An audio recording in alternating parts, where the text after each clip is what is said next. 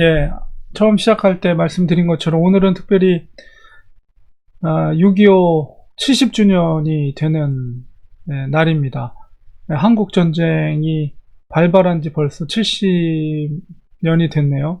그러니까 지금 연세가 한 70 이상 되신 분들만 우리 한국 전쟁을 직접 경험하신 분들이고, 나머지 분들은 대부분 전쟁 이후에 태어난 세대이다 보니까 한국 근대사의 그 역사, 정말 한국이라는 나라가 얼마나 그 풍랑 속에서 많은 역경과 어려움 속에서 겪어 왔는데, 사실 그 어려움들을 경험한 세대는 이제 많지 않으신 것 같아요. 어쨌든 그 50년대에 태어나신, 그 이전에 태어나신 분들이 한국 근대사의 모든 그런 어려운 시기를 겪고 오셨고, 그 시대에 태어나신 분들이 또 20년 후에 또 베트남 전쟁에 또 참전하시는 그런 일들도 경험하셨기 때문에 그런 역사, 한국의 역사를 우리가 오늘 특별히 생각하면서 우리가 그런 한국의 그런 역사들을 잊지 말아야 되겠다. 그리고 그 시기를 겪고 오신 오늘날의 그 아버지 세대들, 50년대 이전에 태어나신 그 아버지 세대들의 경험들을 통해서 사실 오늘날의 한국이 이루어진 거기 때문에 갑자기 그런 생각이 들었습니다. 그래서 한국이 그 아버지들의 그 땀 흘림과 피땀 흘린 그 터에서 세워졌는데, 정말 한반도에 그런 비참한 전쟁이 앞으로는 발발하지 않기를 하는 소망이 먼저 들어서 그런 말씀을 잠깐 드립니다. 오늘 말씀은 이제 3차 전도 여행을 사도 바울이 이제 마치면서 이제 예루살렘으로 향하던 노정 중에 있습니다. 그래서 우리 지도상으로 살펴보면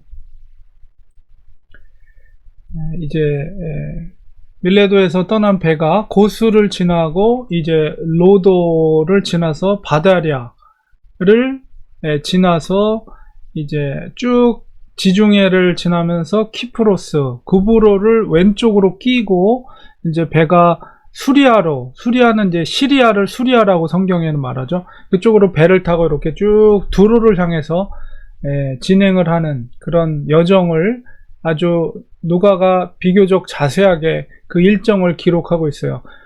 고수로 지나서 이튿날 로도에 도착하고, 로도에서 그 섬에서 바다랴, 육지 쪽에 있는 바다랴로 가서 베니게로 건너가는 배를 만나서, 바다랴에서 베니게는 페니키아, 오늘날의 바레인인가요? 페니키아? 예. 페니키아가 이제 수리아 쪽 바다 연안을 베니게, 성경에는 그렇게 표현되어 있습니다. 그래서 구브로 섬을 왼편에 두고 수리아로 향하여, 시리아로 향하여 두로에 상륙했다. 오늘은 이제 두로에, 지금 이제 뒤에 있는 장면이 바로 두로라는 곳에 남아있는 우리 그 고대 유물들, 유적지의 모습을 봅니다. 항구 도시이기 때문에 이제 두로에 도착해서 거기서 사도 바울 일행이, 누가 일행이 일주일, 2일을 머물렀다, 7일 동안을 머물렀다, 이렇게 표현되어 있고, 제일 먼저 사도 바울이 행했던 것은 바로 제자를 찾는 일을 행했던 것을 보게 됩니다. 그래서 이제 두로는 구약시대, 다윗 시대에는 그 히람 왕이라고 다윗과 또 솔로몬에게 성전을 건축하는 데 있어서 백향목을, 거기가 이제 나무지대이기 때문에 백향목을 배로 가이사라까지 이동해서 그 성전을 짓는 나무를 이제 공수했던 지역이 이제 두로 지역, 시돈 지역, 바로 이 지역이거든요.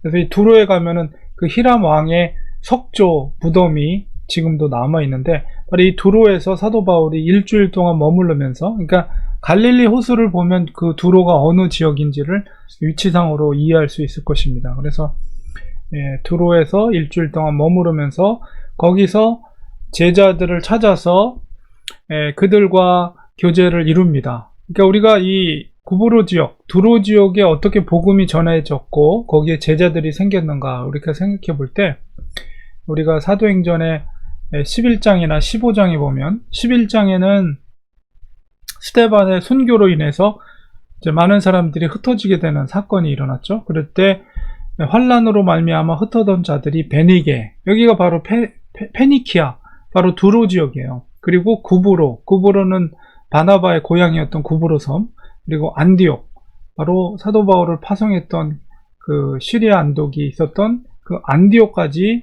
이제 그리스도인들이 흩어지게 되고 거기서 복음을 전하게 됐죠. 그래서 첫 번째 나타나는 베니게라는 곳이 페니키아, 바로 두로 지역입니다. 거기에 이제 그 당시에, 그러니까 뭐 시기적으로 보면 한 15년, 16년 전이죠. 그 전에 복음이 흩어진 그 그리스도인들이 그곳에 가서 복음을 전했고, 그 중에 이제 구브로와 구레네 몇 사람이 안디옥에 이르러 헬라인에게 복음을 전했다. 그래서 주의 손이 그들과 함께하며 수많은 사람들이 믿고 주께로 돌아왔다. 이제 안디옥 쪽에 그런 일이 있었고, 역시 베니게에도 그런 일이 있었겠죠. 그리고 15장에 보면 그들이 교회 전송을 받고 이제 2차 전도여행에서 베니게와 사마리아로 다녔다. 그러니까 바나바와 바울이 이제 갈라지게 되면서 바울이 제일 먼저 복음을 전했던 지역이 베니게 지역과 사마리아 지역을 이제 거치면서 이방인들이 주께로 돌아온 일을 말하며 형제들을 다 크게 기쁘게 하더라. 그래서 베니게와 사마리아 지역을 그러니까 2차 전도여행을 돌아와서 그 지역을 다니면서 그곳에 있었던 성도들을 만나고 그들에게 2차 전도여행의 결과를 전송을 하면서 전했던 기록, 이것을 볼 때에 그곳에서도 성도들이, 그리스도인들이 있었다는 것을 알 수 있죠. 그래서 3차 전도여행을 마치고 바로 이 두로에 내려서 일주일 동안 머무르면서, 특별히 일주일이면 이제 보통 초대교회에서는 안식일보다는 안식 후 첫날, 그러니까 오늘날로 치면 주일날이고 예수님이 부활한 날 이제 성도들이 모여서 그런 음식을 나누면서 교제하고 또 예배도 드리고 말씀도 가르치고 뭐 그런 일들을 초대교회 때 했거든요. 그러니까 일주일 동안 머물렀으니까 바로 안식 후 첫날에 모여서 그런 같이 음식을 나누며 교제하며 또 예배도 드리고 또 말씀도 나누는 그런 시간을 아마 가졌으리라고 우리가 짐작할 수가 있습니다. 그래서 제자들과 함께 그렇게 신령한 교제를 나누었고, 또 그 두로에 있었던 성도들 중에 성령이 감동을 받은 성도가 바로 바울에게 예루살렘으로 들어가지 마십시오, 이런 이야기를 합니다. 그러니까 왜냐하면 계속해서 성령님께서 어떤 그런 은사를 주신 사람들에게 감동을 주기를, 바로 바울이 예루살렘에서 이제 잡혀서 고통받고 고난받게 될 것을 미리 알게 하신 거죠.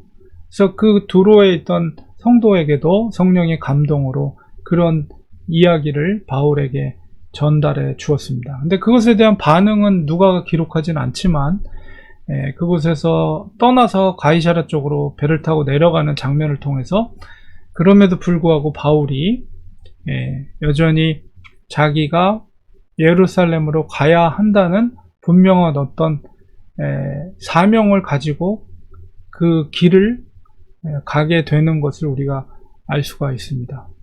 그래서 그 성도들, 뭐 잠깐 이 두로에서의 성도와의 교제를 표현해 있지만은 떠나는 장면을 보면 5절에 보면 우리가 떠나갈새, 그러니까는 누가와 사도 바울 일행이 그 두로에서 떠나갈새, 그러니까 육로로 이동하지 않고 배를 타고 가이사랴 쪽으로 해서 예루살렘으로 가려고 배를 탔던 것 같아요. 그래서 그때 성문, 지금 뒤에 있는 우리 유적지를 봤을 때 그 두로 성도 굉장히 큰 성이었던 거로 짐작이 되고, 성문 바깥까지 이제 이렇게 전송해주고 같이 나와줬는데, 거기에 그 처자와, 그러니까는 아내와 자녀들도 사도 바울의 일행이 떠나는 것을 한국까지 따라 나와서 배웅을 해준 것을 보게 됩니다. 그러니까 그만큼 얼마나 일주일 동안 머물렀지만은 그리스도 안에서 정말 형제 자매와 같은 정말 사랑을 가지고, 특별히 이제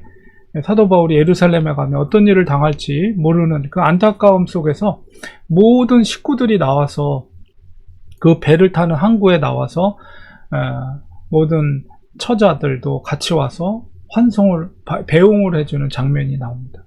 그리고 거기서 바닷가에서 무릎을 꿇고 그 모래사장 아래서 무릎을 꿇고 함께 기도했다. 얼마나 뜨겁게 기도했겠어요. 사도 바울을 위해서. 그리고 사도 바울은 이 도로에 남아있는 형제들과 또 제자들을 위해서, 그 가족과 자녀들을 위해서 정말 사랑하는 마음으로 뜨겁게 아마 서로를 위해서 기도해 주었을 것입니다. 그리고 이제 작별하고 배가 떠나가고 그 배웅 나왔던 가족들은 다시 도로로 돌아가는 그 장면이 묘사되어 있습니다. 이 장면 통해서 보면 항상 이렇게 만남이 있으면 또 헤어짐이 있는 그런 모습을 보게 됩니다. 그러나 그 헤어짐 속에서도 서로를 위해서 뜨겁게 무릎 꿇고 기도해주며 축복해주고 염려해주고 하나님의 도우심을 간구하는 아름다운 성도의 그 교제의 모습을 보게 됩니다. 두로의 그 성도들이 어떤 성도였는지 우리는 알지 못하지만 정말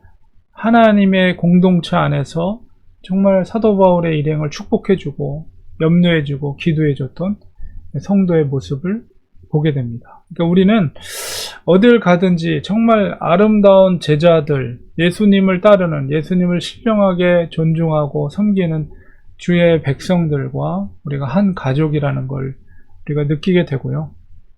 그리고 항상 만남이 있으면 또 헤어짐이 있다, 이런 것을 우리가 생각하게 됩니다. 그러나 하나님의 나라를 위해서 서로가 어떤 서로가 기도를 해줬을까요?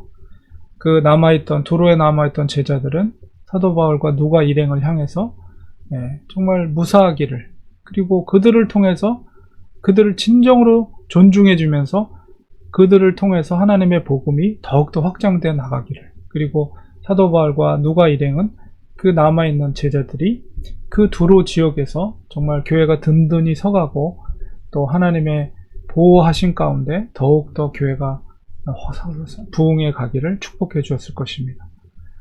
정말 이런 아름다운 성도 안에서의 교제가 우리들에게도 서로 간에 있는 그런 믿음의 공동체가 되어야 되겠습니다. 기도하겠습니다. 하나님 감사합니다. 오늘도 말씀을 통해서 사도 바울이 예루살렘으로 떠나가는 그런 모습 속에서 귀한 만남을 가지고 두로에서의 성도들과 축복해주고 기도해주는 모습을 보았습니다. 우리들도 오늘날 믿음 생활을 해나가면서 우리 혼자가 아니라 하나님께서는 정말 교회 공동체를 통해 귀한 성도님들을 통해서 이 믿음의 길을 갈 수 있도록 허락해 주셨습니다. 우리가 서로서로를 사랑하고 서로서로를 위해서 기도해주는 아름다운 교회 공동체가 될 수 있도록 도와주시옵소서. 예수님의 이름으로 기도합니다. 아멘.